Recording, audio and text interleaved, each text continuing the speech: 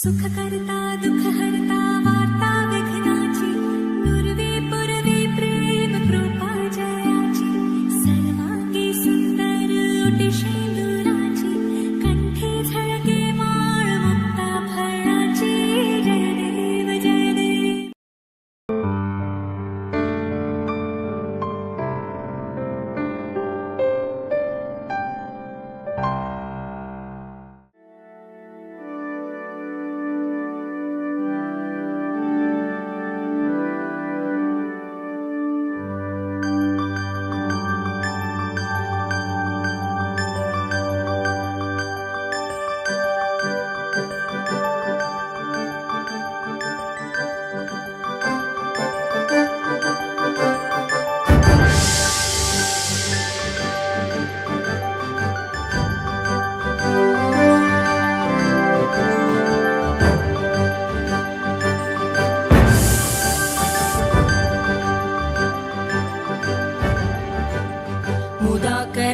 मोदकं सदा विमुक्तिसाधकं कलाधरावतंसकं विलासि लोकरक्षकं अनायकैकनायकं विनाशिते भदैत्यकं नताशुभाशुनाशकं नमामि तं विनायकं नमामि तं विनायकम्। न ते कराति भीकरं नवोदितार्कभास्वरं न मत्सुरारिनिर्जरं न ताधिकापदुत्तरं सुरेश्वरं निधीश्वरं गजेश्वरं गणेश्वरं महेश्वरं तमाश्रये परात्परं निरन्तरं नमामि तं विनायकम्। समस्तलोकशङ्करं निरस्तदैत्यकुञ्जरं दरेतरोधरं वरं वरे भवक्त्रमक्षरं कृपाकरं क्षमाकरं मुदाकरं यशस्करं मनस्करं नमस्कृतां नमस्करोमि भास्वरं नमामि तं विनायकम्।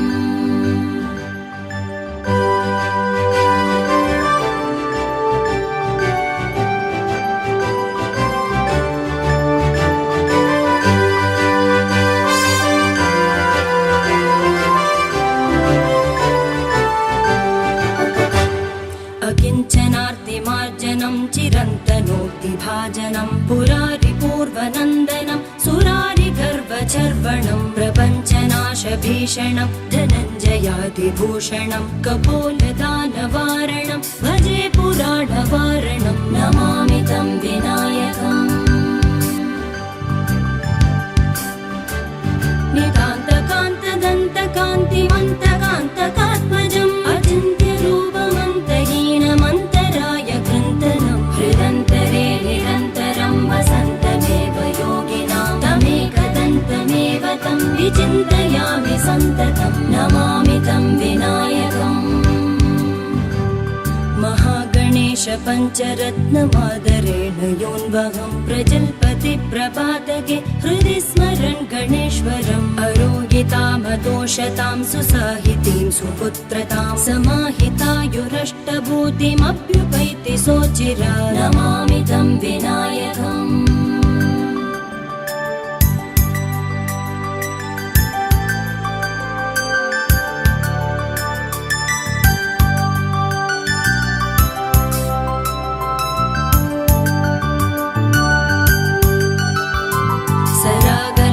दुर्लभं विरागिलोकपूजितं सुरासुरैर्नमस्कृतं जरापमृत्युनाशकं गिरागुरुं श्रियाहरं जयन्ति यत्पदार्चका नमामि तं गणाधिपं कृपाभयपयोनिधिं नमामि तं गणाधिपम्।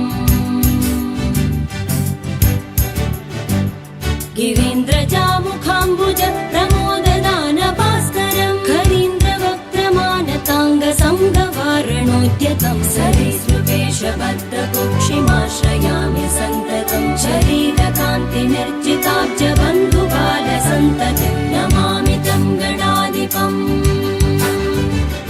शुकादिमौनिवन्दितं गकारवाच्यमक्षरं प्रकाममिष्टदायिनं सकामनं रपङ्क्तये चकासतं चतुर्भुजैर्विकासपद्मपूजितं प्रकाशितात्मतत्त्वकं नमाम्यहं गणाधिपं नमामि तं गणाधिपम्।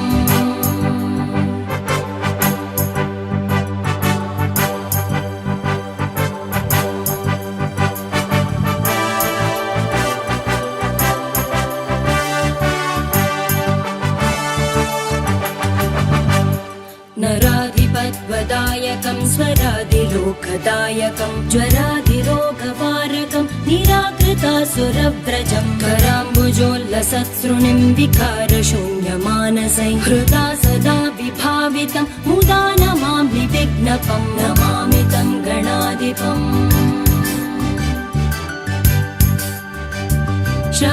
क्षमापनोदनक्षमं समाहितान्तरात्मना सुमादिभिः सदार्चितं क्षमानिधिं गणाधिपं प्रमादवादिपूजितं यमान्तकात्मसम्भवं क्षमादिषड्गुणप्रदं नमामि तं विभूतये नमामि तं गणाधिपम् गणाधिपस्य पञ्चकं नृणामभीष्टदायकं प्रणामपूर्वकं जना पठन्ति ये मुदायुता भवन्ति ते विदाम्बुरप्रधीतवैभवा जवाचिरायुषोऽधिकश्रिय सुसूनवो न संशय नमामि तं गणाधिपम्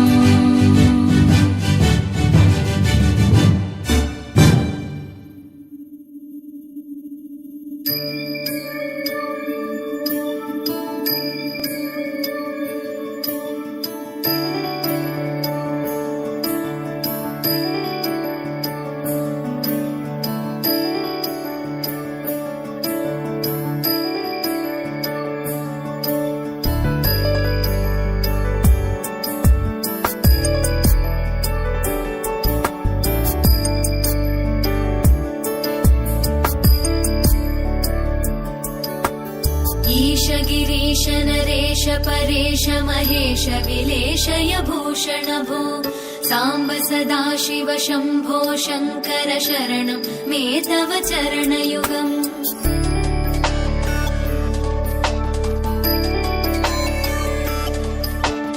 उमया दिव्य सुमङ्गल विग्रहया लिङ्गित वामाङ्ग विभो साम्ब सदाशिव शम्भो शङ्कर शरणं मे तव चरणयुगम् दूरीकुरु मामज्ञमनाथं दूरीकुरु मे दुरितं भो साम्ब सदाशिव शम्भो शङ्कर शरणं मे तव चरणयुगम् शिवाय नमः शिवाय नमः शिवाय नमः नमः शिवाय शिवाय नमः शिवाय नमः शिवाय नमः नमः शिवाय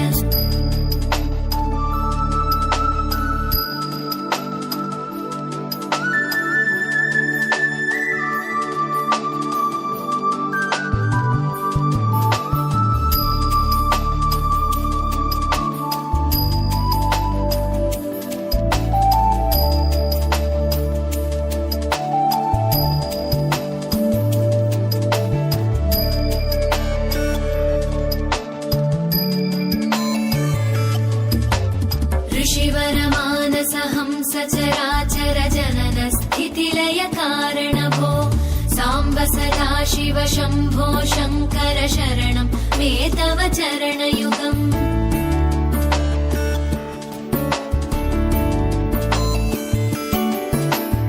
अन्तःकरण विशुद्धिं भक्तिं च त्वयि सतीं प्रदेहि विभो साम्ब सदाशिव शम्भो शङ्कर शरणं मे तव चरणयुगम् करुणावरुणालय मयि दास उदासस्तवोचितो नहि भो साम्ब सदाशिव शम्भो शङ्कर शरणं मे तव चरणयुगम् शिवाय नमः शिवाय नमः शिवाय नमः नमः शिवाय शिवाय नमः शिवाय नमः शिवाय नमः नमः शिवाय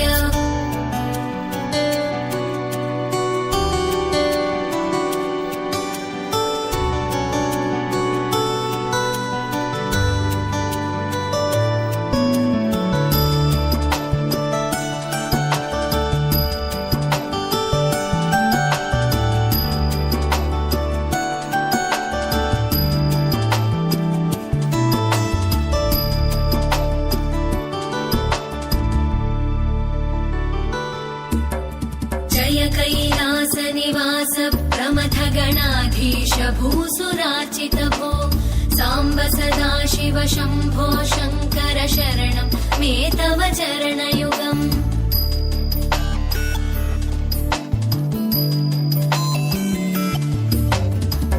तक झङ्किणु झनु तत्किटतक शब्दैर्नटसि महानट भो साम्ब सदा शिव शम्भो शङ्कर शरणं मे तव चरणयुगम् धर्मस्थापन दक्ष द्रक्ष गुरो दक्ष यज्ञ शिक्षक भो साम्ब सदा शिव शम्भो शङ्कर शरणं मे तव चरणयुगम् शिवाय नमः शिवाय नमः शिवाय नमः नमः शिवाय शिवाय नमः शिवाय नमः शिवाय नमः नमः शिवाय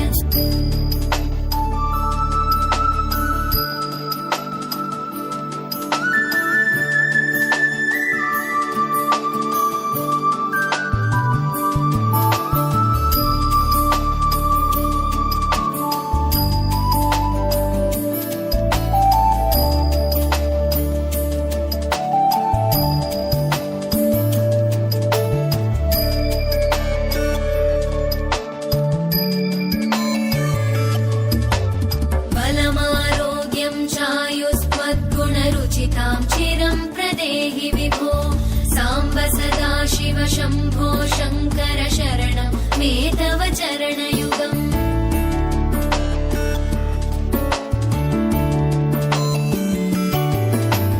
भगवन् भर्ग भयापह भूतपदे भूतिभूषिताङ्ग विभो साम्ब सदा शिव शम्भो शङ्कर शरणं मे तव चरणयुगम् सर्वदेव सर्वात्म सर्वद दुर्वृत गर्वहरण विभो साम्ब सदा शिव शम्भो शङ्कर शरणं मे तव चरणयुगम् शिवाय नमः शिवाय नमः शिवाय नमः नमः शिवाय शिवाय नमः शिवाय नमः शिवाय नमः नमः शिवाय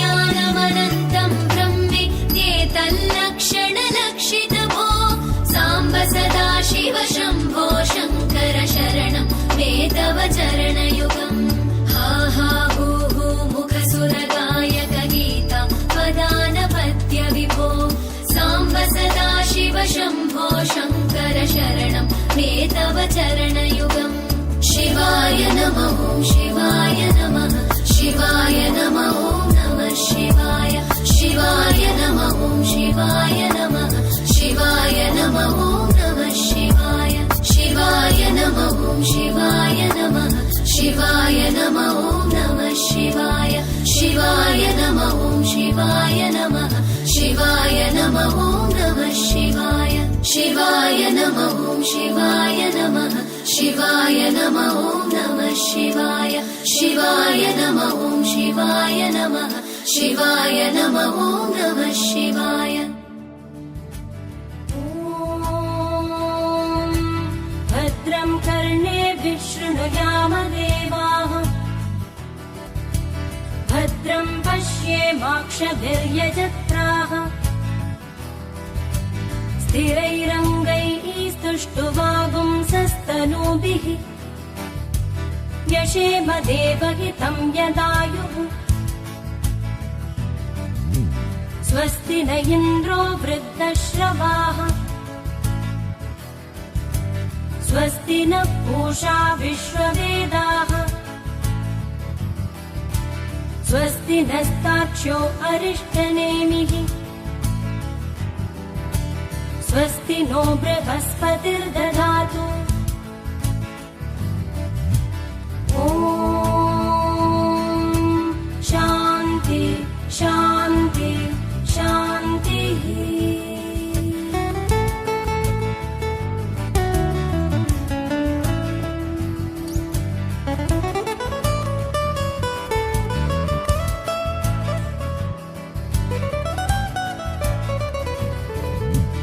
नमस्ते गणपतये त्वमेव प्रत्यक्षं तत्त्वमसि त्वमेव केवलं कर्तासि त्वमेव केवलं कर्तासि त्वमेव केवलं हर्तासि त्वमेव सर्वं खल्विदं ब्रह्मासि त्वं साक्षादात्मासि नित्यम् कृतं वच्मि सत्यं वच्मि अवत्वां माम् अववक्तारम् अवश्रोतारम् अवदातारम् अवघातारम् अवानुजानमवशिष्यम् अवपश्चातात् अवपुरस्तात् अवोत्तरातात्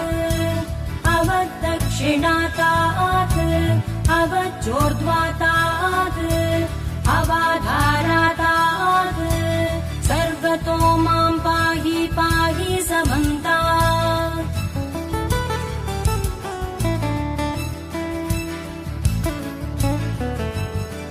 त्वं वाङ्मयस्त्वं चिन्मयः त्वम् आनन्दमयस्त्वं ब्रह्ममयः त्वं सच्चिदानन्दद्वितीयोऽसि त्वं प्रत्यक्षं ब्रह्मासि त्वं ज्ञानमयो विज्ञानमयोऽसि।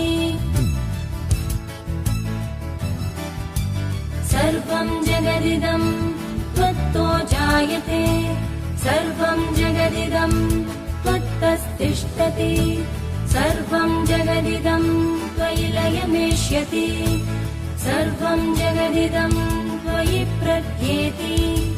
त्वं भूमिरापो नलो निलो नभः त्वं चत्वारि पदानि त्वं गुणत्रयातीतः त्वम् अवस्थात्रयातीतः त्वं देहत्रयातीतः त्वं कालत्रयातीतः त्वं मूलाधारस्थितोऽसि नित्यम् त्वं शक्तित्रयात्मकः त्वां योगिनो ध्यायन्ति नित्यम्। त्वं ब्रह्मा त्वं विष्णुस्त्वं रुद्रस्त्वम् इन्द्रस्त्वम् अग्निस्त्वं वायुस्त्वं सूर्यस्त्वं चन्द्रमास्त्वं ब्रह्मभूर्भुवस्सुवरोम्।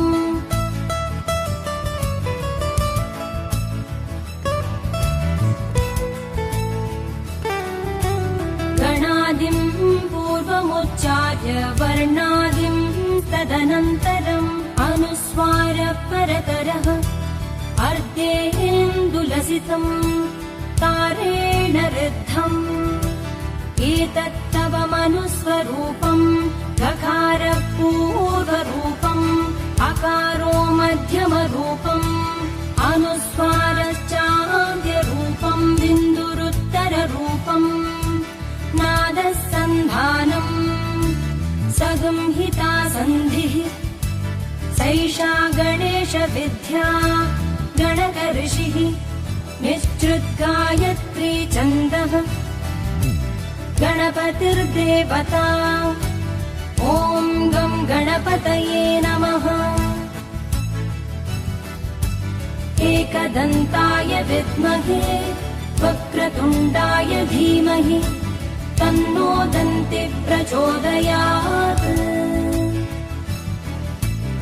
एकदन्तं चतुर्हस्तं पाशमङ्कुशधारिणं रदं च वरदं हस्ते बिभ्राणं मूषकध्वजं रक्तं लम्बोदरं शूर्पकर्णकं रक्तवाससं रक्तगन्धानुलिप्ताङ्गं रक्तपुष्पैः सुपूजितं भक्तानुकम्पिनं देवं जगत्कारणम् अच्युतम् आविर्भूतं च सृष्ट्यादौ प्रकृतेः पुरुषात्परम् एवं ध्यायति यो नित्यम् स योगी योगिनां वरः।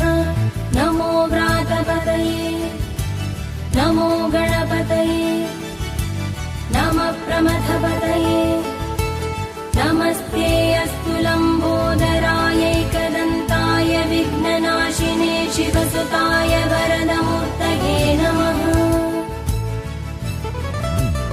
ॐ शान्ति शान्ति शान्तिः।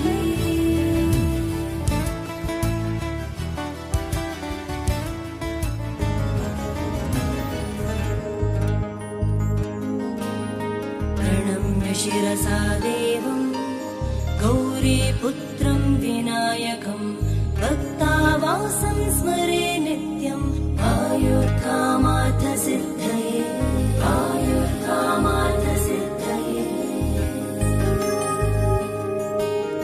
प्रथमं वक्रतुण्डं च एकदन्तं द्वितीयकं तृतीयं कृष्णपिङ्गाक्षं गजवक्त्रं चतुर्थकम् आयुर्कामार्थसिद्धये।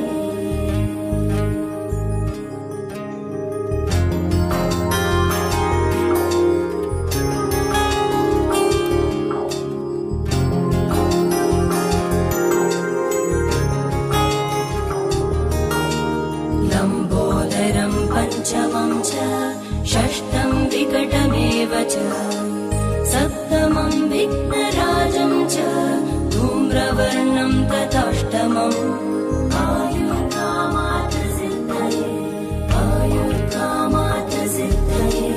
नवमं बालचन्द्रं च दशमं तु विनायकम् एकादशं गणपतिं द्वादशं तु गजाननम्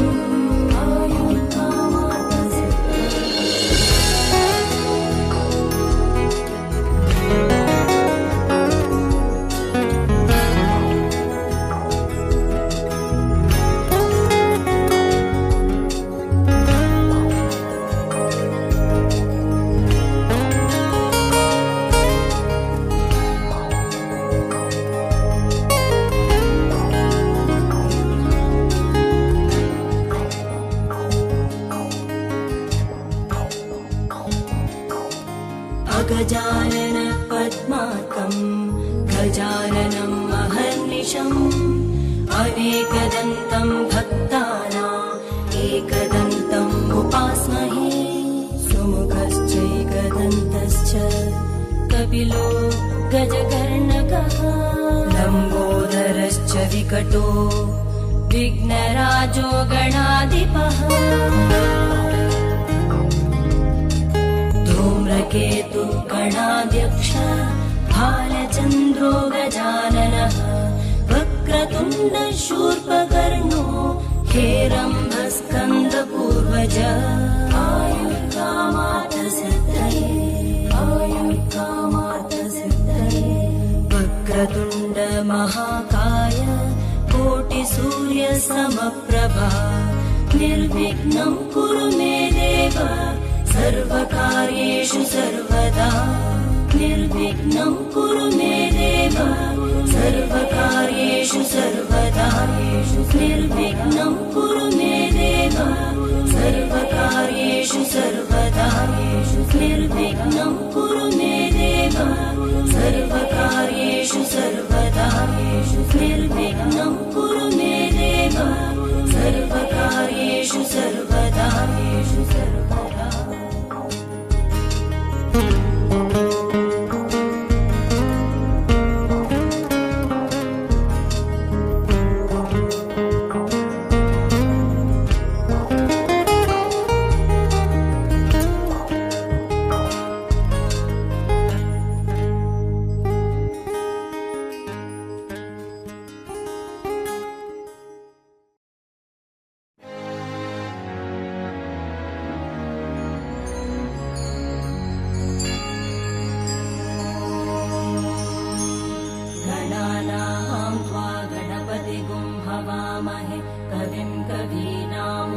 श्रवस्तमं ज्येष्ठराजं ब्रह्मणां ब्रह्मणस्पतहाल शृण्वन्नोतिभिः सीदसादनम्। ॐ महागणपतये नमः।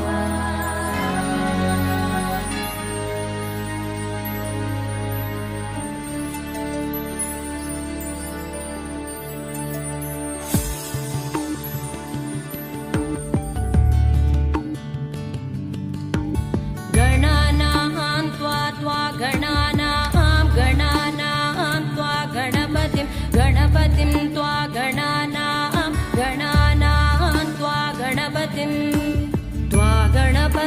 गणपतिं त्वा गणपतिगुं हवामहे गणपतिं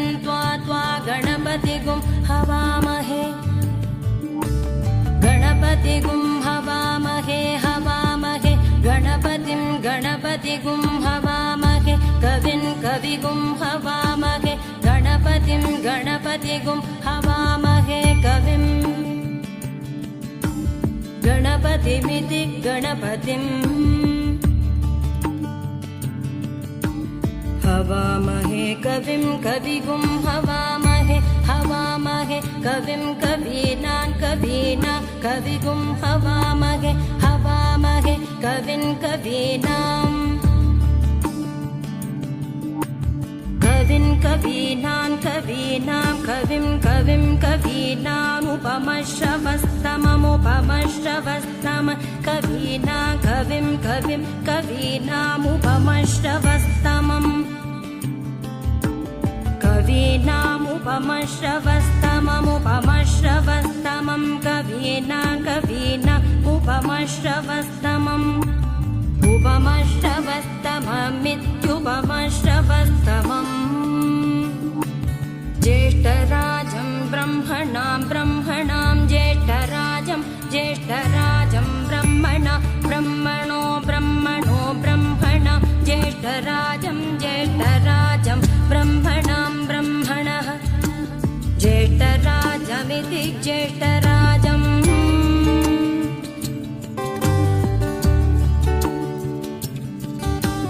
ब्रह्मणां ब्रह्मणो ब्रह्मणो ब्रह्मणा ब्रह्मणां ब्रह्मणस्पते